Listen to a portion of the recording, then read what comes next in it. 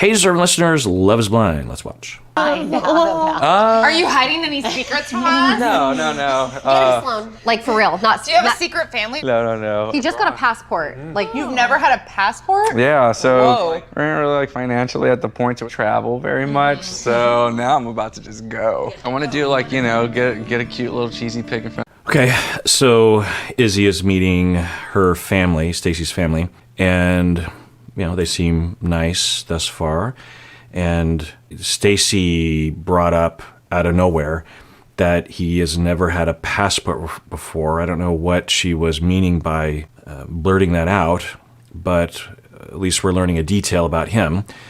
And then he said, yeah, I've never been in a financial place where I could travel outside of the country, which is not uncommon. In fact, I'm guessing that, at least especially when you think about around the world, I remember some sort of stat that a pretty large percentage of people never travel farther than like 20 miles or 50 miles from where they were born for their entire lives because they don't feel like traveling, or they can't afford to travel, or they can't afford to leave their job or their children or their people or something. So anyway, we're hearing from him that he wasn't able to afford, because I keep looking for what was his life like before. And I think for Stacy, I think she thought that Izzy had a very similar life or a similar subculture, and that that difference is causing her to have some dissonance of some sort. But also we're learning that she just blurted that out. Why is she saying that to her family? he's never been to New York. He hasn't been anywhere. And like New York and California were the two states that I've always wanted to go to, and I never got to go to those. You mentioned like you didn't really travel because you maybe weren't in a financial place. Like I feel like the end of your 20s is when you're kind of figuring out your career. Do you feel like you're on the right career path? Because traveling is really important to Stacy. Wow.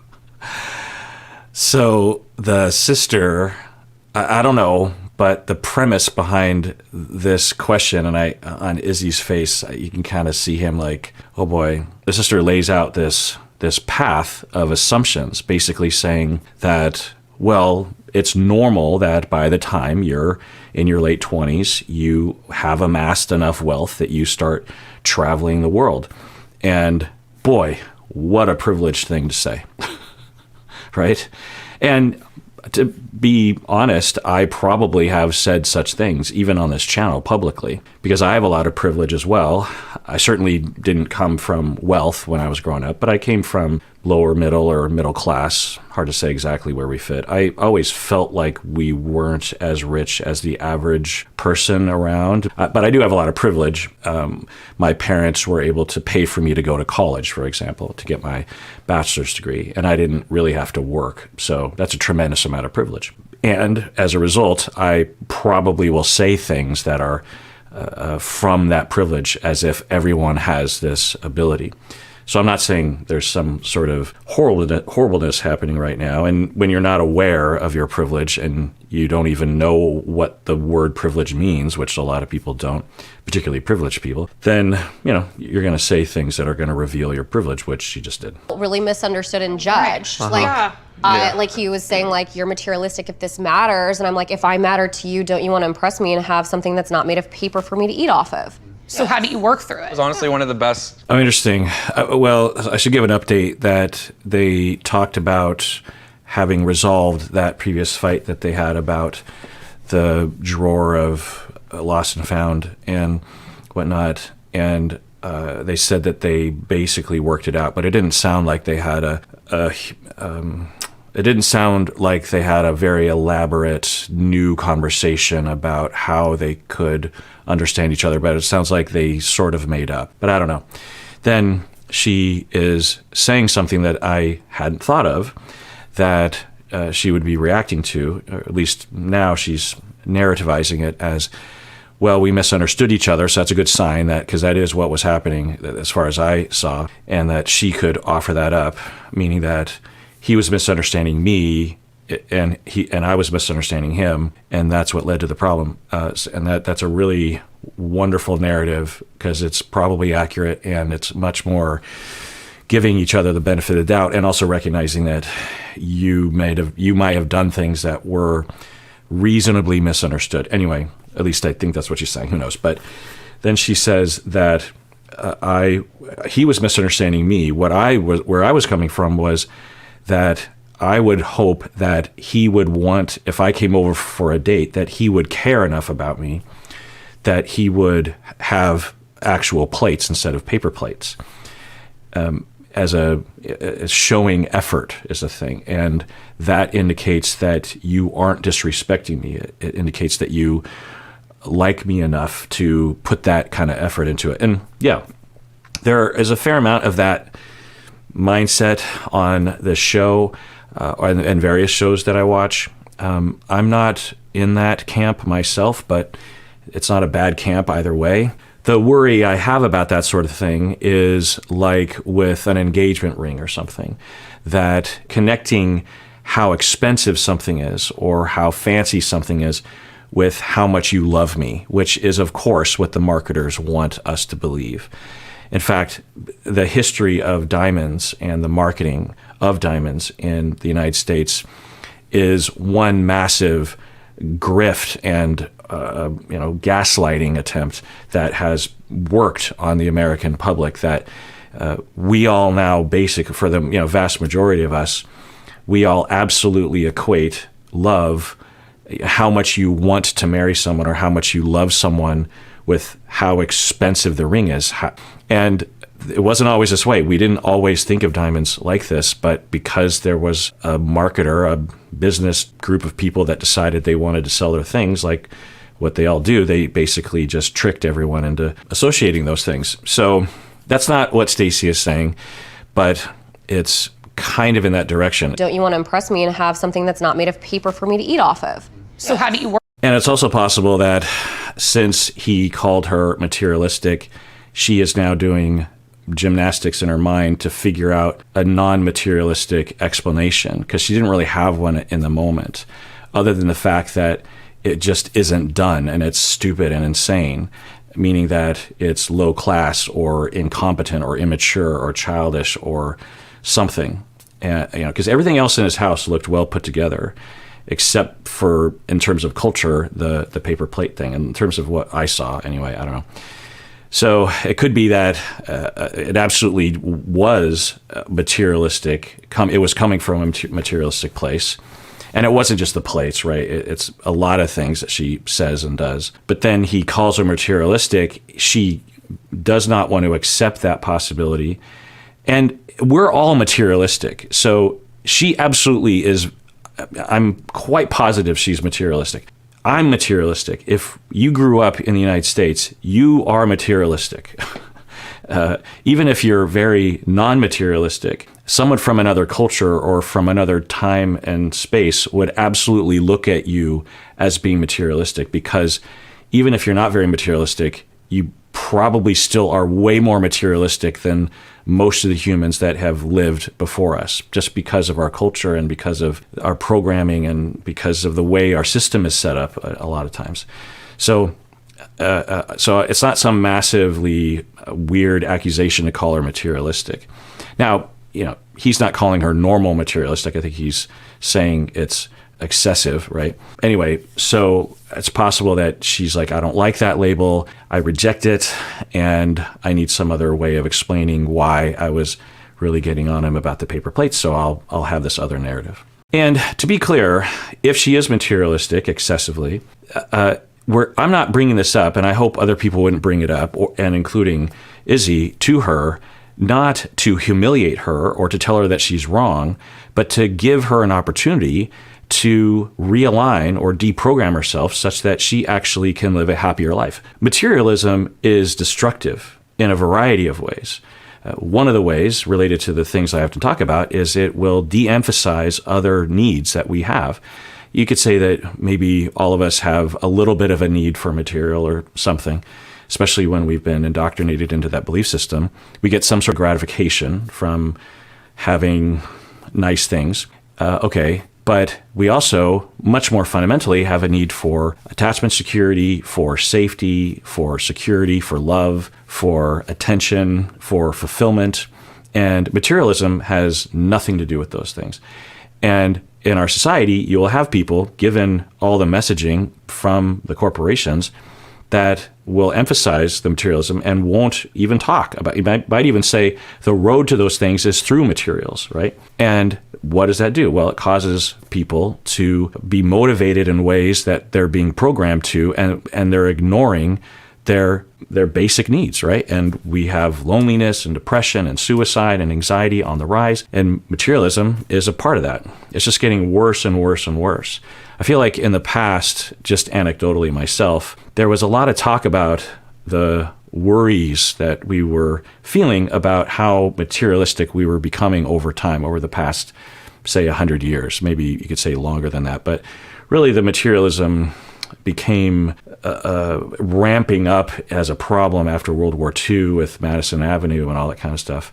Think Mad Men, that depiction, and how that all began and became what it is today, which is like even just so much bigger. I feel like at some point in the 80s, 90s, there was some talk in the general public about pushing back on that. Of course, it wasn't enough, but I just remember in my circle there was concern and talk about that, and a movement to try to move away. The grunge movement in Seattle was in that zone. There was this excess in rock and pop music with bands like Poison and Whitesnake and stuff, with the nice cars and the giant hair and the flashy things and jewelry and stuff. And then in Seattle, especially it wasn't called the grunge scene, it was just the music scene in Seattle, there was this ethic of not buying into the bullshit of corporations and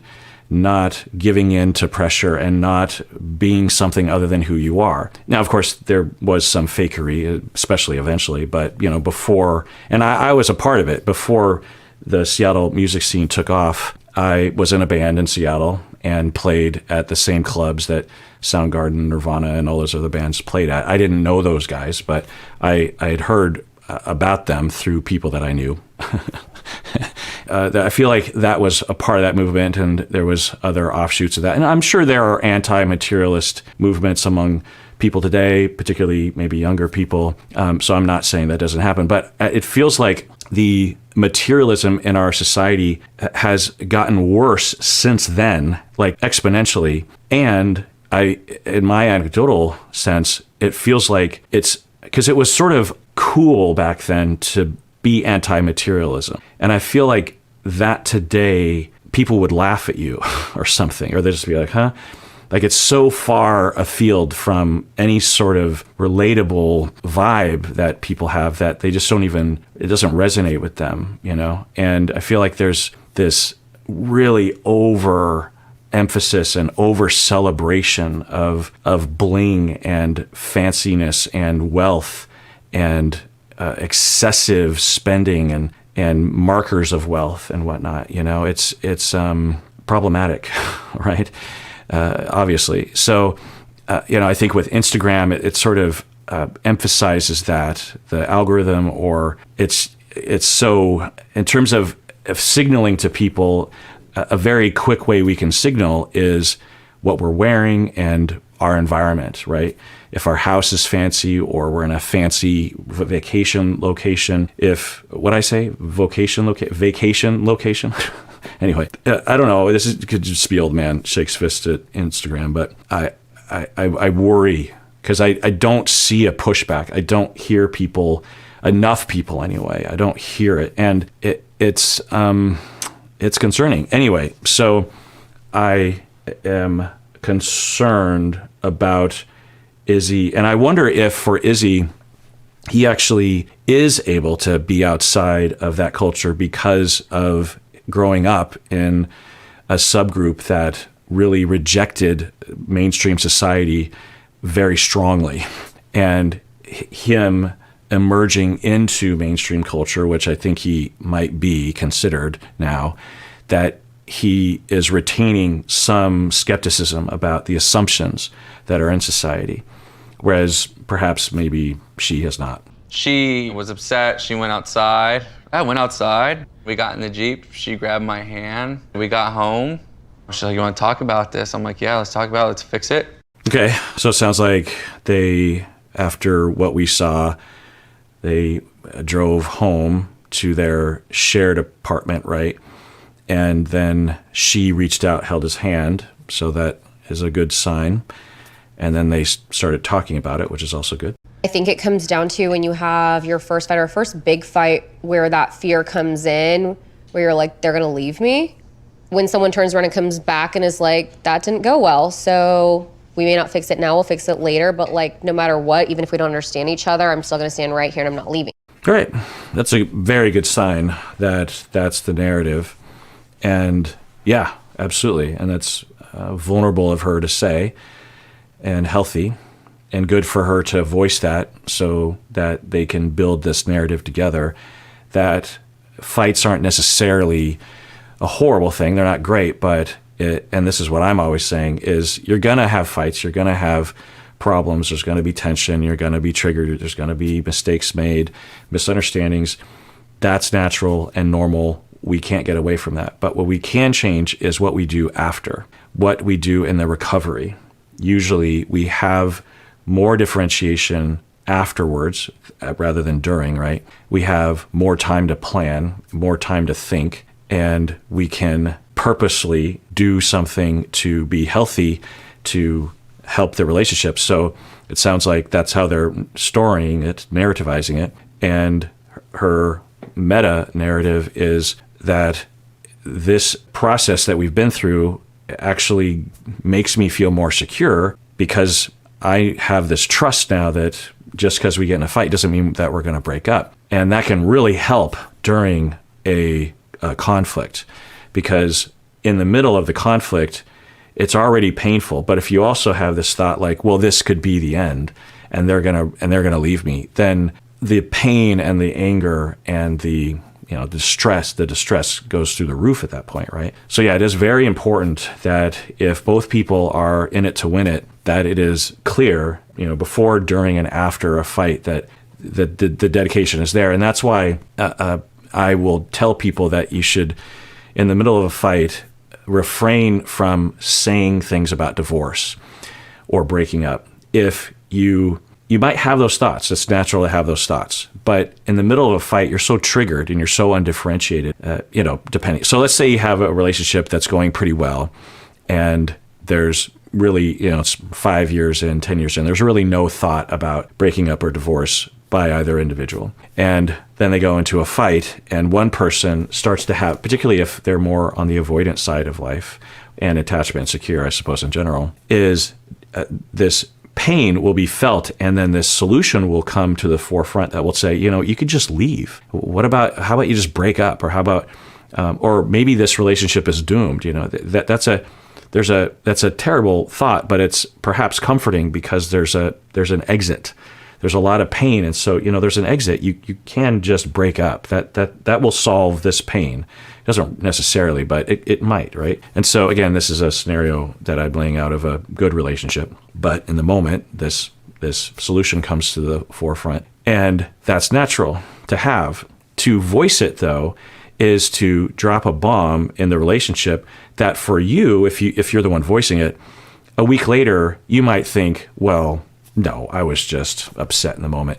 But to the other person, they don't know that. It's very hard for the other person to recover from that. So that's why I say, even if it's how you feel or it seems like a strong idea in your mind, refrain from saying it. You can certainly divorce someone or break up with someone, obviously, if you want to. You can even begin the process of going down that road, perhaps, and having conversations about it. But do not bring it up in the middle of a fight because you're triggered and there's a pretty good chance that it's not a true feeling. It's not a thought or an impulse that is congruent with who you really are. It's just a solution that comes forward because you're in pain in the moment. Now, if afterwards, even after you recover well, a couple weeks later, you're still thinking about breaking up, you're still thinking about divorce, well, then it's a different scenario, because even though you've recovered and you're in a better place emotionally and as a relationship, and you still want a divorce, then you're in a zone where you might want to start exploring it, right? But in the middle of a fight, it's so destructive. So I would actually tell couples, I would suggest that if it comes up in your mind, you just don't say it. We can talk about it later, but in the moment, it's best to not put that out there. Or only put it out there if you absolutely know that it is necessary to inform your partner that you are going down that road. It's so serious, and the reason I've never really committed is because I haven't found someone that I feel that from, that fire, that fighter, that like when I say shit goes rough, like I know what it looks like because I've seen something collapse. Okay, so I think what she is remembering right now and referring to is her parents fighting when they were younger, when she was younger, when Stacy was younger. Is that what we're hearing? I think we've heard her reference this before. Okay, well, that does it for that episode. Everyone, please take care of yourself because you deserve it. You really, really do.